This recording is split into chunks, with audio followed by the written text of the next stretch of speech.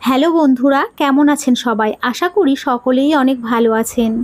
বন্ধুরা, একদিন রাতে আমার ভাই আমার ঘরে ঘুমাতে এসেছিলেন, কিন্তু তার উপস্থিতির কারণে আমি ওইসব কাজ করতে পারছিলাম না, যা আমি সাধারণত রাতের অন্ধকারে করে থাকি। এবং এসব কাজ করে আমি প্রচুর প্রশান্তি পাই। কিন্তু আমি কি জানতাম যে সেদিন রাতে এমন কিছু ঘটবে যার কারণে আমি ঘামে ভিজে যাব। ভাইয়া মাত্র দুটি আঙুল দিয়ে আমাকে পাগল করে দিয়েছিলেন ওই দিন। আর সেদিনের সেই সব কথাগুলো আমি আপনাদের বলতে যাচ্ছি। আমার নাম কবিতা, আমার বয়স 28 বছর এবং আমি এখনও অবিবাহিত। আমি এখনও বিয়ে করিনি এবং ভাবছিলাম যে হয়তো কখনোই বিয়েও করব না। একবার প্রেমে ধোঁকা খেয়েছিলাম এবং সেই দিনই আমি প্রেম করা ছেড়ে দিয়েছিলাম, কারণ আমি ঠিক করে নিয়েছিলাম যে আর কখনোই কোনো ছেলের ফাঁদে পড়ব না। এই কারণেই আমি আর বিয়ে করিনি। আমি একটি কলেজের অধ্যাপক, একজন বাংলাদেশি সুন্দরী মেয়ে, শিক্ষিত এবং স্মার্টও বটে। আমার শরীরও মনে আধুনিকতার ছোঁয়া লেগেছে। কিন্তু গত রাতে আমার ভাইয়ার সাথে যা ঘটেছে, তারপর থেকে অনেক কিছু বদলে গেছে এবং আমার চিন্তা ভাবনাও বদলে গেছে। এখন আমার মনে হচ্ছে যে যদি কোনো ভালো ছেলে পাওয়া যায় তাহলে বিয়ে করে ফেলা উচিত। তো বন্ধুরা, এখন গত রাতের কথা বলি। আমার ভাই, যার বয়স 40 বছর, তিনি সেনাবাহিনীতে কাজ করেন। আর আমার ভাবির মৃত্যু হয়েছে সম্প্রতি একটি বাস দুর্ঘটনায়। সেদিন রাতের বেলা আমরা খাবার খেয়ে কিছুক্ষণ টিভি দেখছিলাম, তারপর আমি আর ভাই ছাদে হাঁটতে গেলাম। ভাই গ্রাউন্ড ফ্লোরে ঘুমানো আর আমি ফার্স্ট ফ্লোরে। আমার পাশের ঘরে আমার ছোট ভাই ঘুমায়। রাত প্রায় 1টার দিকে আমরা দুজনে নিচে নেমে এলাম। তখন ভাই আমার ঘরে এসে বললেন, কবিতা, এখনো ঘুম আসছে না, চলো গল্প করি। আমরা দুজন বিছানায় শুয়ে গল্প করতে লাগলাম। মাঝে মাঝে ভাই তার মোবাইলে গেম খেলছিলেন আর আমি আমার মোবাইলের লোকেদের স্ট্যাটাস দেখছিলাম। এমন সময় জোরে বৃষ্টি শুরু হয়ে গেল আর হালকা ঠান্ডা বাতাসও বইতে লাগলো, যা আমরা দুজনে খুব পছন্দ করি। দেরাদুনের হাওয়া তো এমনিতেই খুব ভালো। কিছুক্ষণ পর ভাই ঘুমাতে শুরু করলেন। আমি বললাম, ভাইয়া, আপনি আপনার ঘরে যান, আপনার ঘুম পাচ্ছে।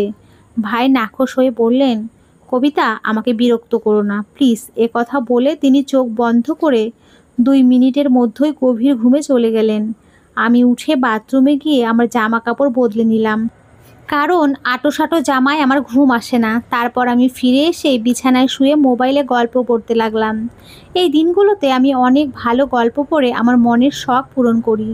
কিন্তু আমার ভাই তখন আমার সাথে ঘুমিয়ে পড়ার কারণে আমি আর সেসব কাজ করতে পারছিলাম না, যা আমি সাধারণত রাতের অন্ধকারে একা ঘুমানোর সময় করে থাকি। কিন্তু আজ ভাইয়ের কারণে আমি বেশি কিছু করতে পারছিলাম না, তাই মোবাইল রেখে ঘুমানোর চেষ্টা করলাম। কিন্তু গল্পের চিন্তা আমার মাথায় ঘুরপাক খাচ্ছিল আর ঘুম আমার থেকে দূরে সরে যাচ্ছিল। রাত গভীর হতে লাগলো, আমার মনে এক অদ্ভুত অস্থিরতা বাসা বাঁধতে লাগলো। ঘুম তো ছিলই না আর মাথায় সেই গল্পই চলছিল, যা আমি ঘুমানোর আগে পড়েছিলাম। সেই গল্পটি আমার ভেতরে এক অদ্ভুত আলোড়ন তুলে দিয়েছিল আর আমি নিজেকে শান্ত করতে পারছিলাম না। ভাই পাশেই ঘুমোচ্ছিলেন আর তার নাক ডাকার শব্দ আমাকে আরও বেশি বিভ্রান্ত করে তুলেছিল। যদি তিনি সেখানে না থাকতেন তাহলে হয়তো আমি নিজেকে সেই গল্পের অংশ বানিয়ে নিতাম আর সেই সব কাজ করতাম যা আমাকে রাতের অন্ধকারে একা করতে ভালো লাগে। কিন্তু আজকের রাতটা ছিল একটু আলাদা। আমি আবার নিজের চিন্তায় ডুবে গিয়েছিলাম। এমন সময় হঠাৎ ভাই পাশ ফিরলেন আর সোজা হয়ে বসলেন। আমার চোখ অজান্তেই সেই দিকে চলে গেল আর আমি যা দেখলাম তাতে আমার পায়ের নিচের মাটি সরে গেল। ভাই খুব পাতলা ধুতি পরেছিলেন আর তার কারণে এমন কিছু দেখা যাচ্ছিল যে দেখে আমার লজ্জা করে গেল। আমার অবস্থা আরও জটিল হয়ে গেল। লজ্জা তো দূরের কথা, আমি আমার চোখ তার দিক থেকে সরাতেই পারছিলাম না। মনে এক অদ্ভুত অস্থিরতা চলছিল। একদিকে আমি নিজেকে নিয়ন্ত্রণে রাখার চেষ্টা করছিলাম আর অন্যদিকে আমার ভেতরের অস্থিরতা বেড়েই চলছিল। সত্যি বলতে কি, এখন আর আমি সহজ করতে পারছিলাম না। প্রতি মুহূর্তে মনে হচ্ছিল যে যদি আমি নিজেকে নিয়ন্ত্রণে না রাখি তাহলে কিছু একটা হয়ে যেতে পারে আর এই অবস্থা থেকে বেরিয়ে আসা আমার পক্ষে অসম্ভব হয়ে যাবে। আমার হৃদস্পন্দন বেড়ে গেল আর মনে ভয় ঢুকে গেল যে যদি কিছু ভুল হয়ে যায় তাহলে ভাই আমার সম্পর্কে কি ভাববেন, ভাইদের চোখে আমি কেমন দেখাবো। এই প্রশ্নগুলো আমাকে আরও বেশি অস্থির করে তুলেছিল। কিন্তু অন্যদিকে আমার মনে এক গভীর ইচ্ছাও ছিল যা আমাকে বারবার সেই দিকে টানছিল, যেন আমি যা ভাবছি তা পূর্ণ করে ফেলি। আমার ভেতরের দ্বন্দ্ব এখন চরমে পৌঁছেছে। প্রতি মুহূর্তে আমি নিজের সাথে লড়াই করছিলাম, কিন্তু কোথাও যেন মনের সেই পুরনো গল্প আবার উকি দিচ্ছিল। আর তার কারণে আমার ইচ্ছা আরও বেড়ে যাচ্ছে। এখন প্রশ্ন ছিল, আমি কি ভাইকে এই ঝড় থেকে বাঁচাতে পারবো, নাকি ভাই আমাকে তার কবজায় নিয়ে নেবেন? রাতের পরিবেশ আগে থেকেই অদ্ভুত ছিল, আর তার উপরে ভাইয়ার ফোন বেজে উঠল। সম্ভবত কেউ তাকে মেসেজ করেছিল, আর ফোনটা আমার পাশে রাখা ছিল, কারণ ভাই সেটাকে চার্জে লাগিয়ে রেখেছিলেন। ঘুমানোর আগে ভাই গভীর ঘুমিয়েছিলেন, কিন্তু ফোন একের পর এক মেসেজ আসছিল, আর তার আওয়াজ আমার অস্থিরতা আরও বাড়িয়ে দিল। আমি ভাবলাম ফোনটা সাইলেন্ট করে দিই যাতে আওয়াজ বন্ধ হয়, কিন্তু সাথে সাথে আমার মনে প্রশ্ন লাগলো, এত রাতে ভাইকে কে মেসেজ করছে? আমি ভাইয়ের ফোনের পাসওয়ার্ড জানতাম, তাই কোনো দ্বিধা না করে তার ফোন চেক করলাম। স্ক্রিনে তাকাতেই দেখলাম ভাইয়ের গার্লফ্রেন্ড তাকে একের পর এক মেসেজ পাঠাচ্ছে। এক অদ্ভুত কৌতূহল আমাকে ঘিরে ফেললো। আমি ভাবতে লাগলাম কিভাবে ভাইয়ার ফোনের সেই সবের ভিডিও একবার দেখে নিই। ভিডিওতে কি আছে? ভিডিও চালু করতেই আমার চোখ যেন থমকে গেল। আমি যা দেখলাম তা বুঝতেই পারছিলাম না। ভিডিওতে যা দেখানো হচ্ছিল তা আমি কখনোই ভাবতে পারিনি। একটি ভিডিও শেষ হতেই আমার মধ্যে পরের ভিডিও দেখার তীব্র ইচ্ছে জেগে ওঠে। আমি পরের ভিডিওতে ক্লিক করলাম, আর মুহূর্তের মধ্যে সব ভিডিও দেখে ফেললাম। প্রতিটি ভিডিও আমার অবস্থাকে আরও খারাপ করে দিল। আমি বুঝতে পারছিলাম না আমি কেন এসব দেখছি, এটা আমার এত ভালো লাগছে কেন। তবুও আমি থামতে পারছিলাম না। আমার হাত কাঁপছিল, কিন্তু চোখ স্ক্রিন থেকে সরাতে পারছিলাম না। সময় যত গড়াচ্ছিল আমার অস্থিরতা ততই বাড়ছিল। আমি নিজের সাথে যুদ্ধ করছিলাম। আমি কি করছি এই প্রশ্ন বারবার আমার মাথায় ঘুরপাক খাচ্ছিল, কিন্তু আমি নিজেকে নিয়ন্ত্রণ করতে পারছিলাম না।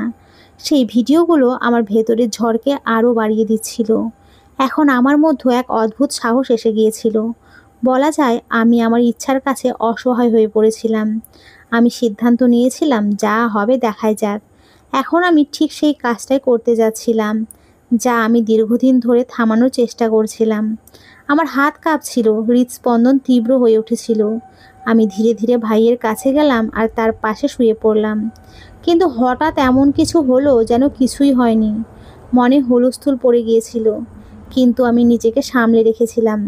কিছুক্ষণ আমি ঘুমের ভান করলাম, যাতে যদি হঠাৎ সে জেগে ওঠে তাহলে মনে করে আমি গভীর ঘুমে আছি। হৃদস্পন্দন তীব্র হচ্ছিল, কিন্তু আমার চেহারায় শান্তির ছাপ ছিল। তারপর আমি ধীরে ধীরে আমার পা ভাইয়ের উপরে রাখলাম, যেন ঘুমের মধ্যে অজান্তেই কিছুক্ষণ থেমে গেলাম। আর ভাই নড়াচড়ার অপেক্ষায় ছিলেন, কিন্তু কোনো নড়াচড়া হলো না। সে তখনও গভীর ঘুমে ছিল। আমার পায়ের নিচে তার উষ্ণতা অনুভব করছিলাম, আর কিছু একটা শরীর শান্ত ছিল। কিন্তু তার মনে আর এক গল্প চলছিল। আমার পায়ের নিচে তার আকাশ স্পষ্ট অনুভব হচ্ছিল, আর তার করা আওয়াজ আমার ভেতরের সব জটিলতাকে আরও বাড়িয়ে দিয়েছে। আমার হৃদস্পন্দন তীব্র হয়ে উঠেছিল, আর সেই ভয় যা আমাকে সব সময় আটকে রেখেছিল এখন স্পষ্ট হয়ে উঠেছিল। এখন আমি নিজেকে নিয়ন্ত্রণ করতে পারছিলাম না। সময় যতই কড়া ছিল, আমার ইচ্ছা ততই শক্তিশালী হয়ে উঠেছিল। আমি জানতাম, যদি এখন নিজেকে নিয়ন্ত্রণ না করি তাহলে এমন কিছু ঘটবে যা থেকে ফিরে আসা সম্ভব হবে না। কিন্তু কিছুক্ষণের মধ্যেই আমার মনও যেন যুদ্ধ করছিল, আর আমি ধীরে ধীরে আমার হৃদয়ের কাছে হেরে যাচ্ছিলাম। আমি আবার আমার পা হালকা করে সরিয়ে নিলাম, এটা বোঝানোর জন্য যে তার ঘুম কত গভীর, কিন্তু কোনো নড়াচড়া হলো না। এখন আমার মন ঠান্ডা হচ্ছিল, আর শুধু একটা কথাই মনে ঘুরছিল, রাত আর নিস্তব্ধতা আমার ভেতরের এক ঝড় তুলে দিয়েছে। প্রতি মুহূর্তে আমার সাহস বাড়ছিল। আমি যে পদক্ষেপ নিয়েছিলাম এখন তা থেকে পিছিয়ে আসা সম্ভব ছিল না। কিন্তু তখন আমি জানতাম না যে সে ঘুমায়নি। আসলে সে গভীর ঘুমে ছিল না, বরং শুরু থেকেই ঘুমের ভান করেছিল। আমার প্রতিটি পদক্ষেপ সে আগে থেকেই জানতো। আমি যা অনিচ্ছাকৃতভাবে করেছিলাম তা ভাই ইচ্ছাকৃতভাবে দেখেছিলেন, সম্ভবত আমাকে শাস্তি দেওয়ার জন্যই। ভাই চুপচাপ শুয়েছিলেন। আমি একেবারেই জানতাম না যে তার চোখ বন্ধ থাকলেও তার মস্তিষ্ক পুরোপুরি জাগ্রত ছিল। আমার হৃদয়ে টানাপোড়েন চলছিল, কিন্তু ভাইয়ের কোনো প্রতিক্রিয়া না দেখে আমি আরও উত্তেজিত হয়ে উঠলাম। ঠিক সেই মুহূর্তে যখন আমি আরও কিছু করতে যাচ্ছিলাম, তিনি হঠাৎ চোখ খুলেন। আমার হৃদস্পন্দন যেন থেমে গেল। চোখ খোলা মাত্রই আমি তড়িঘড়ি চোখ বন্ধ করে ঘুমের ভান করলাম, কিন্তু আমার মুখে আতঙ্ক ও অস্থিরতা স্পষ্ট ফুটে উঠেছে। আমি বুঝতে পারছিলাম নিজেকে এক ভয়ঙ্কর ফাঁদে ফেলেছি, কিন্তু যা হতে যাচ্ছিল তার জন্য আমি মোটেও প্রস্তুত ছিলাম না।